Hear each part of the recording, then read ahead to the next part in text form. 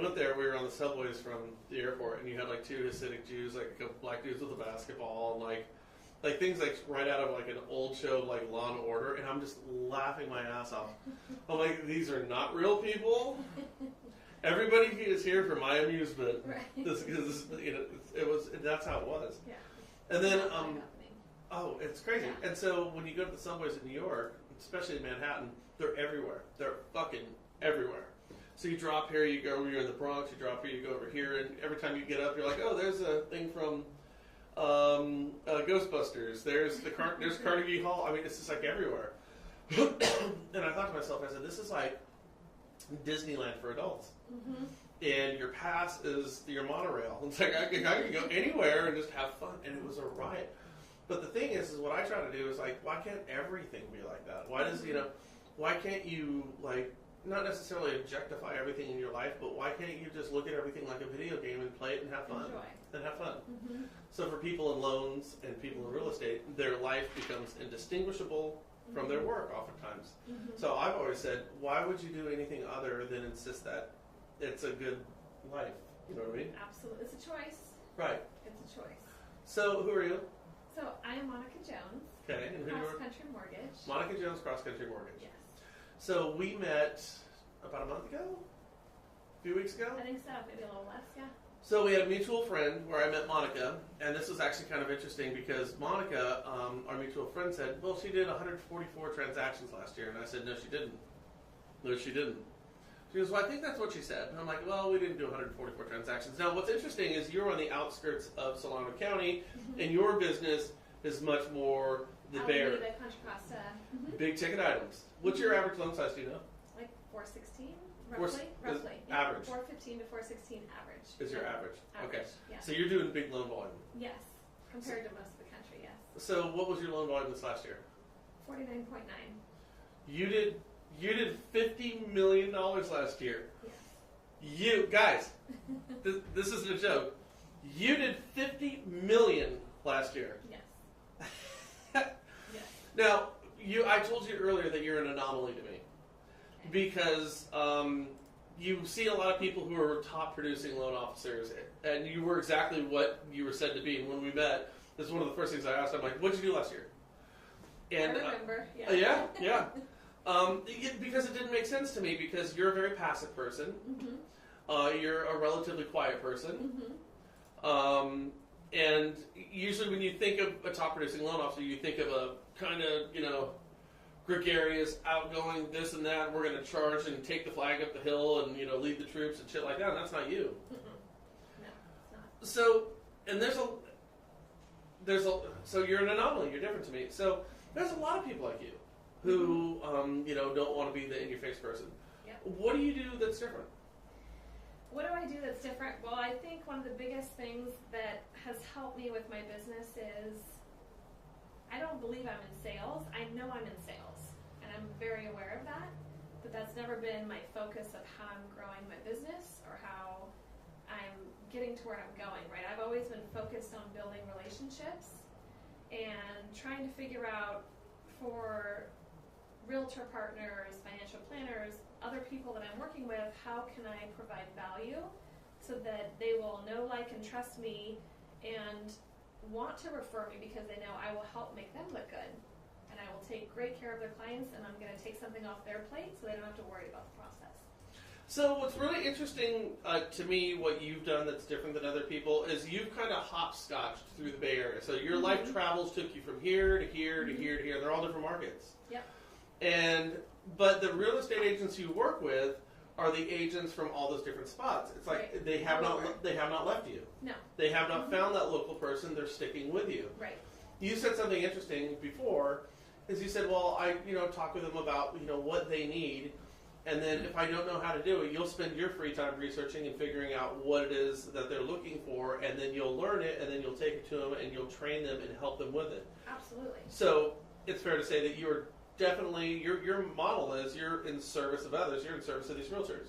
Absolutely. I mean, that is definitely how I've built my business, because in the mortgage world, right, we all have Fannie, Freddie, we have Govy, and we all have a lot of the same programs, a lot of the same pricing. So how am I going to differentiate myself? How am I going to provide value? So when I'm approaching a relationship or when I'm taking care of a relationship that I already have, it's all about, what are you doing really well? I want to understand, like, what do you do better than anybody else that's helped make you successful as a realtor I'm working with, because I'm always curious about what they're doing so that, again, I can share that information or understand who I'm working with and what their focus is.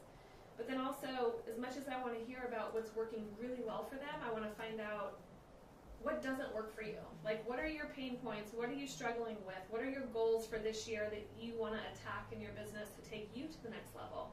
And I don't have all the answers, but if I can understand that they struggle with monthly marketing, or if they struggle with managing their database, or they struggle with online leads or reviews or whatever it may be, or they get stuck on scripting when they keep having the same thing coming up they struggle with, then I can go back and, dip into my resources and find what can I provide to them that may help or may help ease that pain. Well, and everybody, if you didn't hear, I want you to listen up here. You're looking at 50 million in production, 50 million from you. I mean, so you're doing something right, and your people don't leave you. So when you say that you're dipping into your resources, I've got this picture of you Googling, like, late at night, trying to figure out how to, all right, scripting, we've got to script this. Googling scripting, how do I do this, and finding what the answers are, working through it, and taking them to that person. Is that an accurate picture? I mean, I wouldn't say necessarily accurate, but it's been an accumulation over the years of information of other agents that I've worked with that don't mind sharing information that, hey, this is what I do that really helps. I do a monthly Who Do You Know campaign, or this is a script I use. I've hired several business coaches because I believe in coaching and I believe in constantly having someone to help push me. And some of the coaches that I have coach realtors, they coach lenders, and so I can tap into those coaches and say, hey, I have a realtor who's struggling with topic X. Like, what do you recommend? Who do you know that's killing it in that area and has mastered it? And can I talk with them? Can I interview them? Do they have any resources they're willing to share? And if so, then I can take those back to my partners. So you're going to be coming to our event here in a couple of weeks. Yes. I can't wait for you to meet my friends. I'm not kidding you. I can't wait for you to meet my friends. Yeah. Because this is what we do. Yeah. We lean on each other. I think one thing about you and it's always about execution. We can always have the conversations and we can know theoretically what the answer is. Like, right. I can tell you how to win a marathon. I can tell you how to win an Ironman. I ain't going to do it. Knowledge is not the key. I ain't going to do it. I'm not going to do it. We all have the knowledge, right? Right. Yeah. But you execute, it seems like, consistently. So let's talk about life, work. How does that go together for you? Are you constantly buried in files, or do you have a decent balance? Are you concerned about balance? I have an amazing balance. So I'm married, 2 kids, like 14 and 10-year-old kids who are active into sports, super busy. Wait till they turn 18 and 16. You're gonna want to kill them both. I'm getting there right now. I'm right in the middle. I'm right in the eye of the fucking storm. I'm in the eye of the storm. I thought my kids were great too a few years ago. I'm learning now that there is no animal that's dumber than an 18-year-old boy. I'm a 14-year-old boy, so I think I'm approaching where you're at. He's just warming up. His testosterone is just starting to pulse through his veins. Wait till he's 17. I can't wait. I'm just kidding. Let's talk about work-life balance. Yeah, so that's something that is very important to me. So I have found that it's a very delicate balance in the real estate mortgage world, where your agents feel like if they're in the middle of a storm and it's 9 o'clock at night and it's their listing that's blowing up or something's going on and they need to reach somebody to say, oh my God, this is happening and I need to let my seller know that there is a solution or there's a ray of sunshine somewhere or something, that they can call me and say, I have a listing and something's going sideways and can you help? And if I see my realtors calling me at 9:30 at night, I'm going to answer the phone, because I know that if they're calling me at that time, there's something that they need and that I could probably give them some sort of a comfort or resource at that time. But for the most part, I'm not glued to my phone when I'm home. I check it periodically. My husband, it kind of helps, goes back between working nights and days. So, like, by the time my kids go to sleep, when he's working nights, I can, guilt-free work at home when I need to. But I have a great balance. I absolutely do. I've built a team that can help me cater to those clients, cater to the realtors, so that if I'm out for the day, if I'm, in meetings all day, remote, I don't have to worry about, are my clients being taken care of? Does somebody need a loan approval letter? Is there someone there to reach out to an underwriter or respond to an underwriter? I know that all of that is happening even while I'm focused on prospecting, or I'm focused on, even if it's a family day or an off day for me. Right. Joanna says you're amazing. Joanna, you're supposed to be here right now, so hurry up with the drive. Oh, there she is. And then also, if anybody has any questions, feel free to ask questions. I mean, like I said, 50 million, in production is a big number right now. You're doing 144 units, so you did 10, 11, 12 deals on a monthly basis. Yeah. Can you talk about building a team? I can. So that's something that I've struggled with. It's not been easy, but I have leaned on, again, the resources that I've had where I'm in a coaching group, so they were able to tell me, okay, once you hit a certain level of production, here's the first person you hire. They need someone who's got qualification backgrounds, who can be like a mini pre-qualification junior processor type person, so that, again, they can package the deals when they come in, be a first set of eyes, and then I can be the second set of eyes. And it's been helpful for me, so I know, when do I hire my first person, what is their responsibilities, how do I compensate them, what do they do Monday, Tuesday, Wednesday, Thursday, Friday, right? All those things. And I told you this before, one of the things that I'm most grateful for is that I don't have a big ego or feel like I need to pave a path of any sort. Right. I believe in not reinventing the wheel. I believe in following the people that do it bigger, brighter, better, faster than I do, and saying, what did they do, and then becoming a student of theirs and learning how to do that. So I can't take credit for any of the things that I've done, other than I've just learned from others.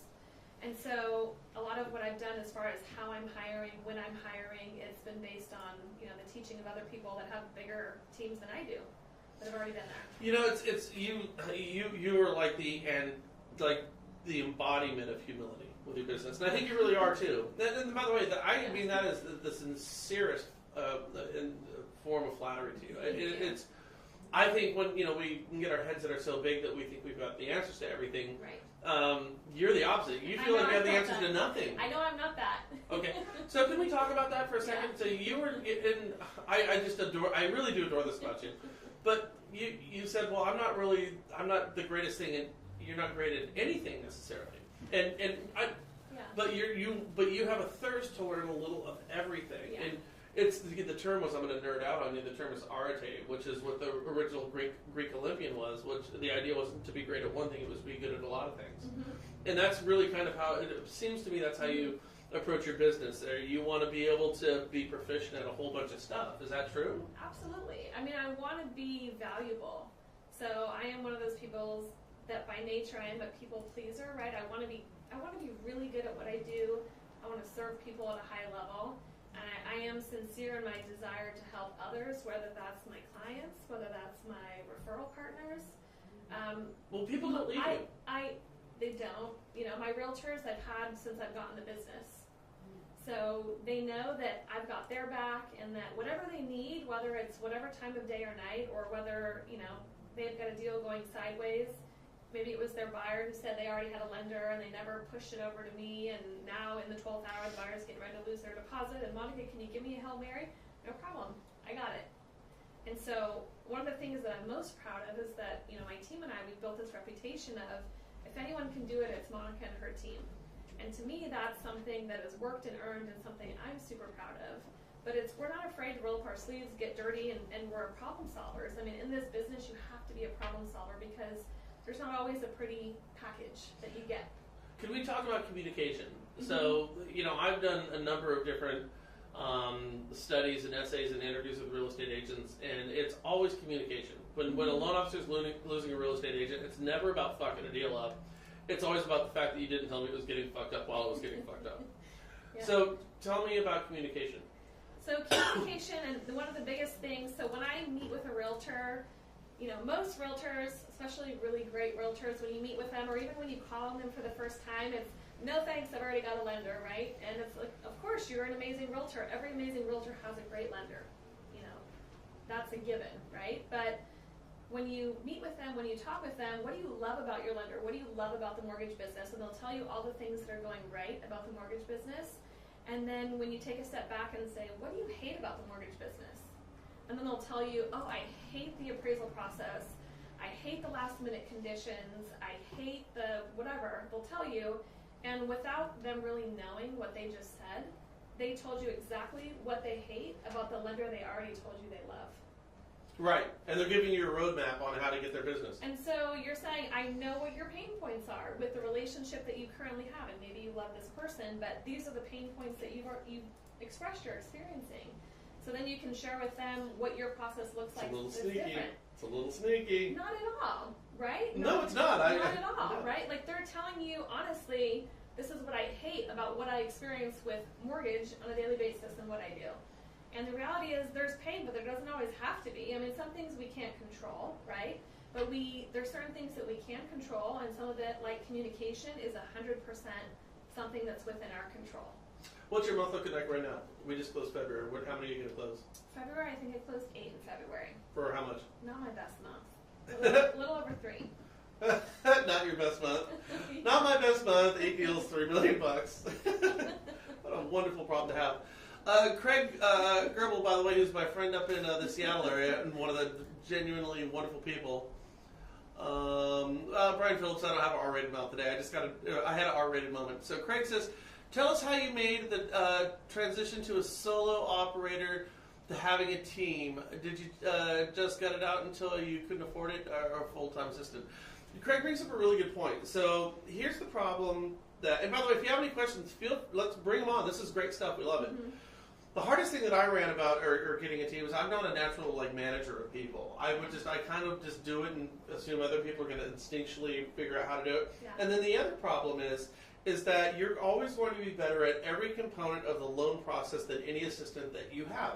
Okay. That will always be the case.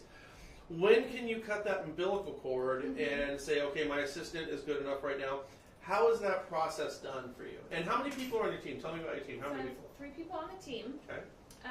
So I have someone who helps me that I call my loan partner 1, who helps me when leads come in and I'm out of the office. We don't want our leads to wait more than a couple of hours. If we get a text or an email saying, hey, here's a client, here's the phone number, reach out to them.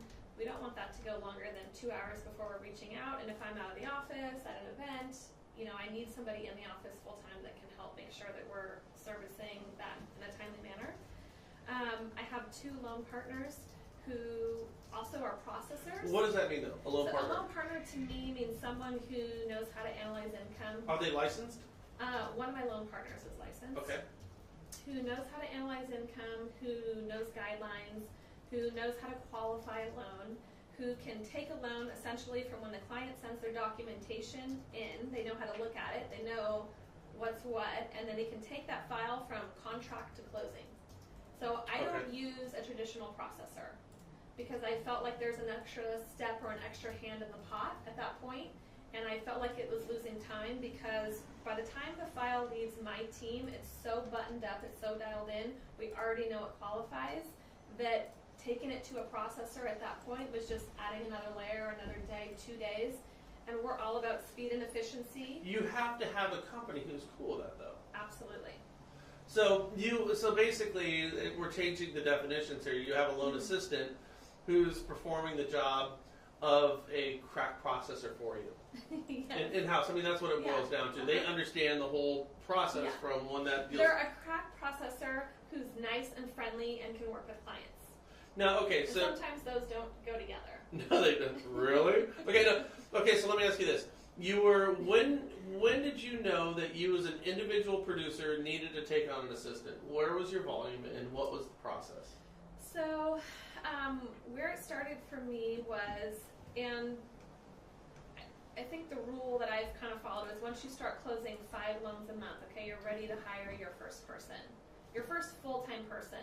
And what I notice is there's like a weird gap where you're closing 3 to 4 loans a month, and it's like you go out, you work really hard, you get the business, you generate, you prospect, all the business comes in, and you're a one-man show, so then you spend the next 3 weeks working that business and servicing it super great, and you close it out, and then you're like, oh shit. It's like this peak and valley, like vicious cycle. It's a roller coaster. Because you get so busy working the business that you're not out prospecting.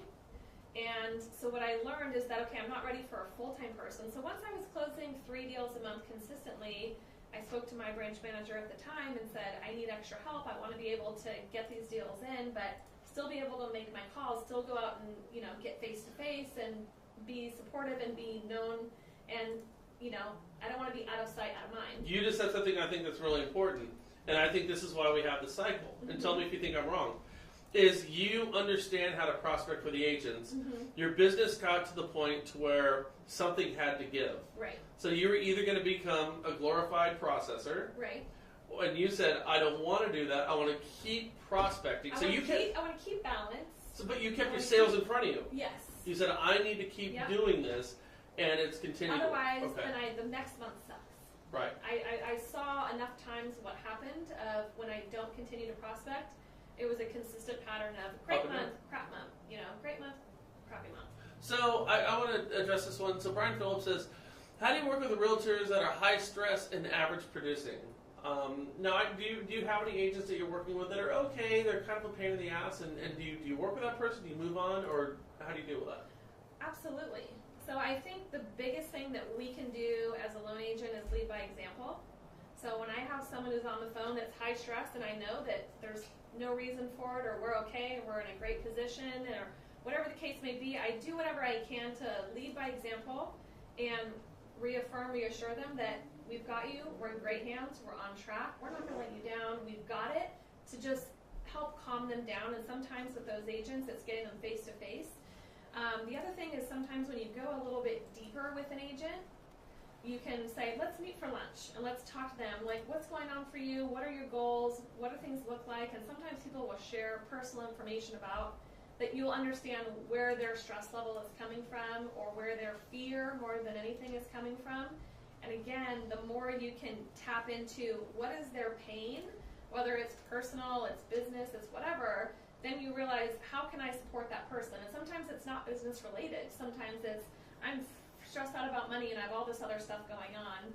But if you're just... How do you respond to that? Quoting rates, well, I'll sit down and I actually say, I do budgets. I do a budget. I turn in a budget. I have a coach that I turn a budget into every single month, where I am accountable for every penny that I earn and every penny that I save, every penny that I spend, where does it go, every penny that I donate. And I have dashboards of, this is how much you need to earn, this is how much you need to save, this is how much you need to donate every single month. So there's accountability measures for me. So you have resolution to that conflict. Absolutely. I have a solution where I can say, maybe there's something that I can help and share and teach. Again, it's all about, sometimes it's not about business. Sometimes, I think it oftentimes isn't when you have problems like that. Absolutely. So you said, I asked you, do you work with that high stress, and your answer was absolutely. It was unequivocal. Yeah. Have you found yourself in a situation where you said, we're just not going to work together, or do you do you fix everybody or just some people? I don't fix everybody, but there are definitely, I give people the benefit of the doubt, and I'm a people pleaser by nature, and if I see someone who I feel like is in pain or angry, my nature is to want to help make them feel better. Before I get mad, anger is not my first instinct. Some people that's their first instinct. That's their first natural emotional reaction, right? Second for you, right? So, I mean, that's just not mine. Guilt, I think, is fine for some weird reason. I can see this. I don't know why. I can see but this. It is. So I want to figure out, okay, you're freaking out, you're stressed out, and I want to understand, why are you at this place? Is there anything I can do to help? And what do we need to do to make you feel better? So this is your personality. This is who you are. I know a little bit more about your backstory. You have a whole lot of reasons to have not become the person that you are. I mean, you did. Yeah. You actively chose a road, and you're living this every day that you're around. And I think that's really wonderful. We had one more question up here I want to deal with. What was that? Let's say problem getting financing on a double wide modular. Okay, no, we're not going to deal. Oh man, those aren't my specialty. No. You're missing the market here. Okay, so $50 million. I'm actually doing my first manufactured home right now. Are you really? Yeah. Where at? Okay. Vallejo? Vallejo. Okay, but here's the thing. This is another thing that I honestly think has helped me build my business, and this to me is a funny story. Right. So, for me, no loan is too big or too small. I don't care if you have a $50,000 loan. You're a relationship that I would like to meet and build, and eventually maybe you'll buy a $200,000 home, or you'll know people, whatever. I want to help you in wherever you are. Doesn't matter, right? And so a realtor called me and said, I have a client who wants to buy this $50,000 investment property in like 2012 or whatever the year was, and in Sassoon, I think it was. And I said, Good fishing down there. Yeah, okay. And he said 3 lenders have turned him away because they don't have time. They don't want to be bothered. Do you do loans that small? And I said, absolutely. I would be happy to. And I was busy at that time, but absolutely. I would. My answer is always, this is like my tagline, I would welcome the opportunity to be of help. Like, you'll see this almost at every finish to anything. And you mean it when you say it, though. And I'm sincere. And I'm sincere in that. And so I ended up he ended up buying 2 properties at $50,000 investment. But then 2 years later, he ended up buying a place in San Francisco for a primary residence, and he was the biggest loan I've ever done. But had I not been interested in helping him on these little investment properties, I would have missed that much bigger opportunity, and he's now what I call one of my VIP clients and refers me to other people that he knows. You're the anti-ego. Yeah. No, seriously, and again, I mean, that is a huge compliment. You're the anti-ego as you approach this business. God, you said something I wanted that I was pinging on here a second ago. Oh, I know what it is. So for me, it was always difficult to not make every loan personal. Mm-hmm. You know, because I always did better when I sat down face to face and I knew the person that I was dealing with, because it's not the loan, it's the person, it's a situation, it's a story. It's their life. Yeah. Do you make it personal, or with your volume? And by the way, once again, if you're just joining us, $50 million last year, 144 transactions. That was 2 years ago, right?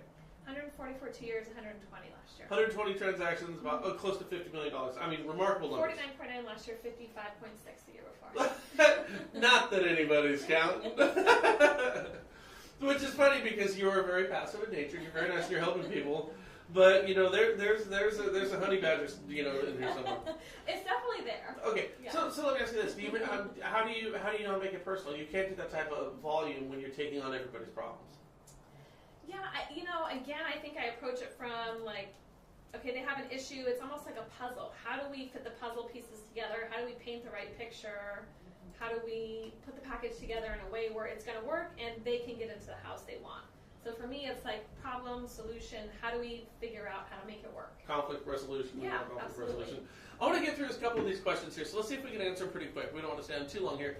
So we have Daniel Hughes. He says, do you limit yourself to special loan types and products to maintain efficiency? Are you doing bond deals? I've never done a bond deal, but my company that I was at for 11 and a half years, we didn't have that product. We just rolled out the Platinum Grant program like 6 months before I left, and I did a few of those. The company I'm at now has like 12 different bond programs, so I haven't learned them all yet, but I'm still doing the grant program that I'm familiar with.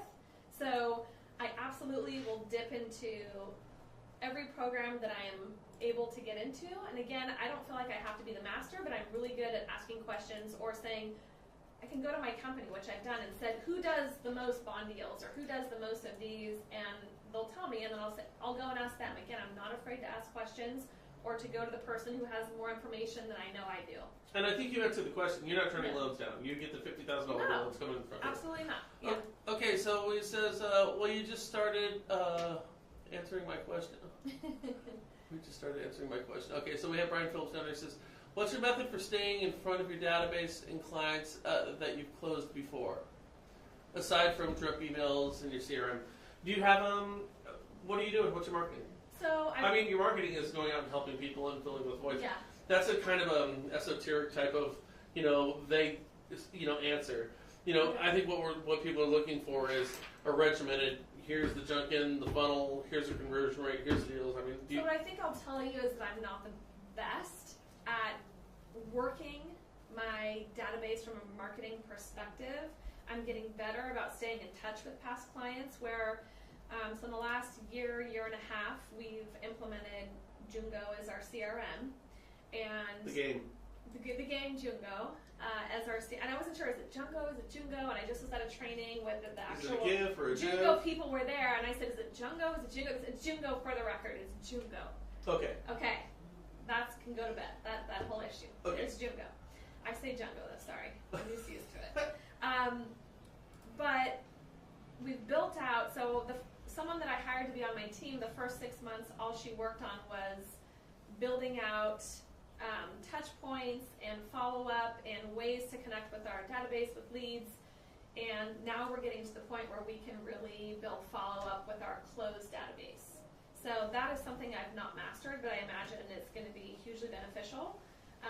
One thing that we have implemented is that when I close a loan, I will get a follow-up email automatically from Jungo, right? Jungo is like this, it's like your number one employee that like never goes on vacation, is never sick, never has a bad day, or like says anything bad about you. It's once you program it in, it works efficiently and perfectly 100% of the time. And so anytime I close a loan, automatically I'll get an email notification 30, 60, 90 days, 6 months, 120 days after I close that loan to say, hey, you closed the Smith's Family's purchase transaction 30 days ago. Here's their phone number, call and check in.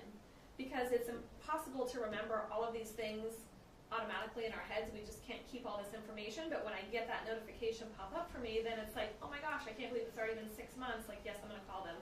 And it's just a way for me to remember who I need to check in with and a way to reconnect and stay top of mind. And you're dialed into it. I mean, I think that's the key is we, a lot of people say this is statement is so, beat to death.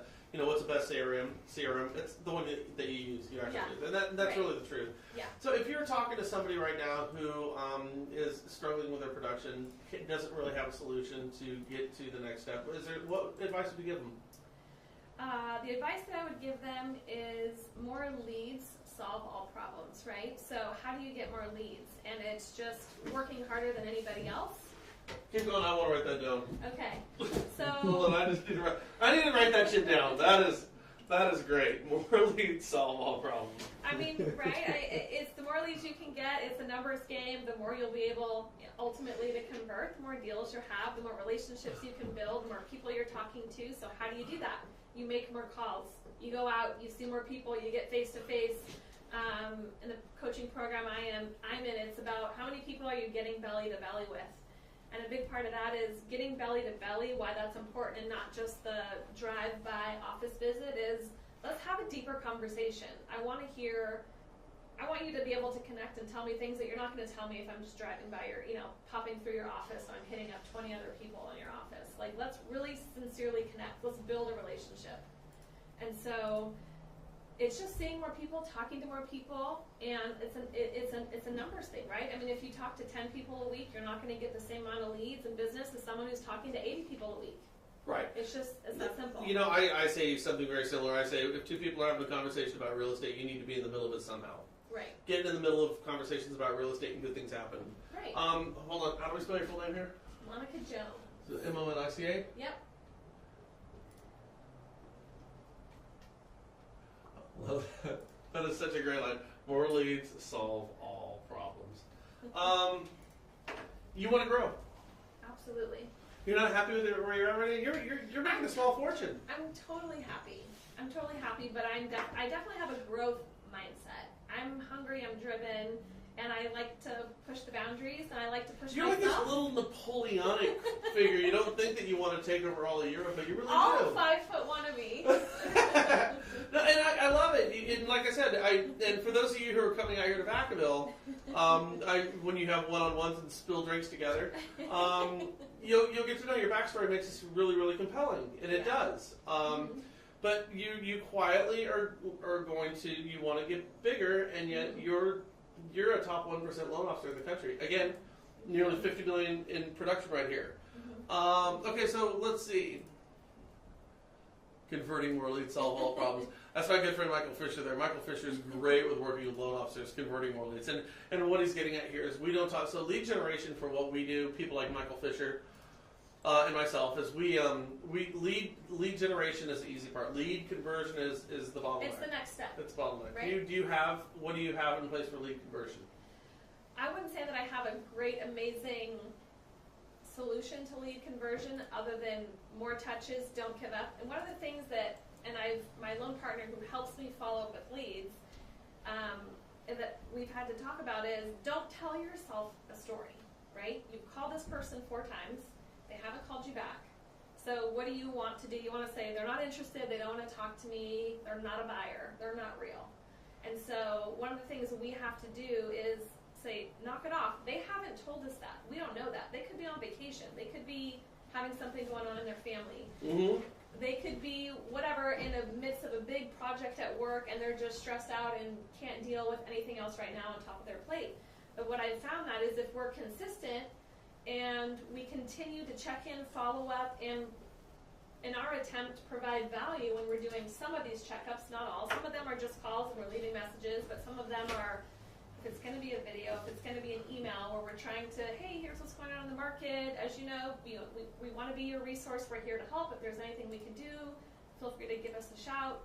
We're here for you. Just providing that message over and over again. Then at some point, they're going to reach out. And I'm okay with that because I'm okay with helping the people that want to buy now and that want to buy in 90 days, but I know, because I'm not retiring anytime soon, that I need to close a loan in 12 months, I need to close a loan in 36 months or 4 years, whatever it is. I need to close loans then too, so I'm okay incubating these people and just kind of staying in touch and providing little tidbits, and then when they're ready at whatever their timetable is, there's going to be no question of who they go to because they've had so much connection with me that when they're ready to take that next step, it just happens. Yeah, and I read something from Jeffrey Gitomer, who does really great stuff. And it was, mind the short game, play the long game. Mm-hmm. Understand that you're not in this business, you're not in loans for the next 30 days, you're in loans for the next 30 years. Right, and you have to start over every single month you start over. So right. Why not plant a seed for 12 months from now? It's this is the biggest issue that I'm dealing with people right now. And the biggest problem when you're looking at the qualifying somebody, is it do they qualify? Is it the decision maker? Do they have the need? And is it the right time? Time is the biggest one. Because what we do as loan officers is we'll spend all this energy in our personal time and our resources and our money to get in front of a lot of people, and we do that. And I'm like, well, but you need to buy now. Right. I need you to buy now, right. And that's what we do. And if you don't, then I dismiss you and move on. In 90 days, I've forgotten about you. Right, and then so we're not understanding the long game. But right. because you're not going to retire in the next 6 months, you understand. We call it building, and I heard somebody say building audiences are stupid. No, it's not. The whole idea is that seeds. Yeah, you have an audience that you're staying in front of, and Spring if you will bloom, and it will come. right, exactly, and that's a real smart approach to things. Really, what I think you're great at, a lot of things, but the one that's jumping out at me right now is tenacity. You're very tenacious. So you're quiet, but you're tenacious. You've got a stick-to-itness that I think a lot of people lack. If I were to glean from the few conversations I've had with you, I think that is the quality that really, really jumps out at me. And it's something that not a lot of people have. We can talk about running a marathon, but we ain't running a marathon. I could tell you all about it, but I don't know how to do it. Exactly, but I'm not going to get up at 6 o'clock in the morning and go running. Okay, let's get a couple of these last ones in. We're gonna get out of here. Again, Michael Fisher, awesome. Let's see. We got Victor. Victor Bales right now is one of my favorite loan. Seriously, you have to eventually meet Victor. He's over in Michigan, and he's a phenomenal loan officer. Victor, he was an old guy. This is sad. I actually know the backstories of these guys here.